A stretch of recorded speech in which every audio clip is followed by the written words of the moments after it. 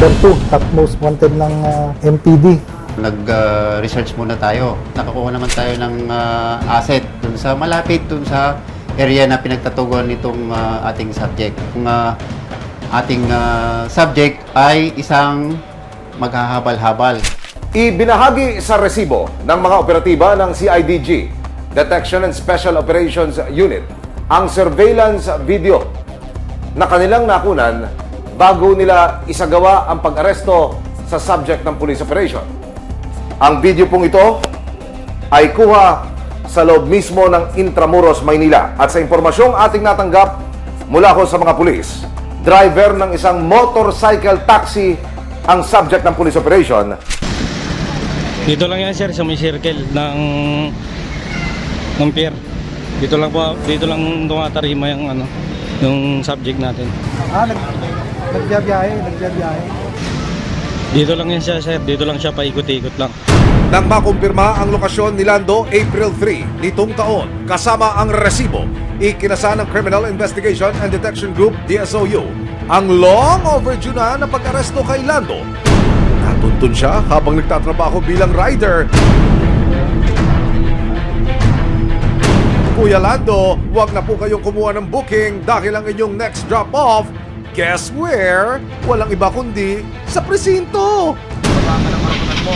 Alam mo naman yung kaso mo, diba? Mga CIDG kami. Pinabang warrant ko pa rin sa'yo, ha? Sa RTC Branch 5 Manila. Sa kasong subversive business. Saka 2 counts of rape. Pagka-aresto, dinala na siya sa opisina ng CIDG. Nakapanayam ng resibo ang suspect. Hindi nyo alam na may warrant kayo? Wala sir, hindi ko na alam sir kasi alam ko wala na ngayon sir eh. Kasi baga na hindi ko alam nag-aakyat ng kaso yun sir eh.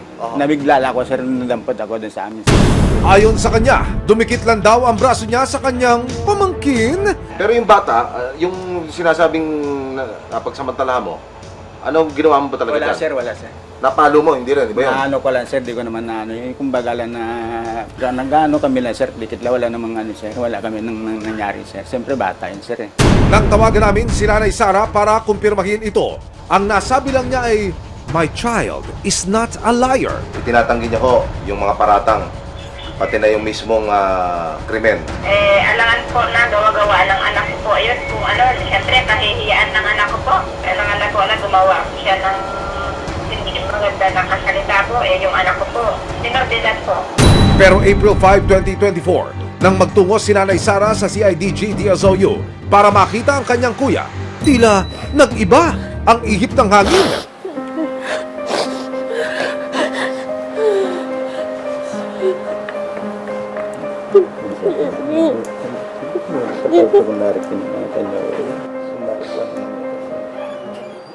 Ilang minuto pa lumipas, tinawagan ni Nanay Sara ang kanyang anak na si Aliza para ihatid ang balita na naaresto na ang kanyang tiyugin. Ikaw lang nagiging ng buhay ko. Sabi mo nga sa akin, bigyan mo ng katarungan ng nangyari. Ito na, pero sobrang sakit, anak. Hindi ko lubos maisip. Si Tatay Lando humingi na rin ng kapatawaran sa kanyang pamangkin. Ito, walang ulit dito. Hindi, walang masing sakit. Bigat.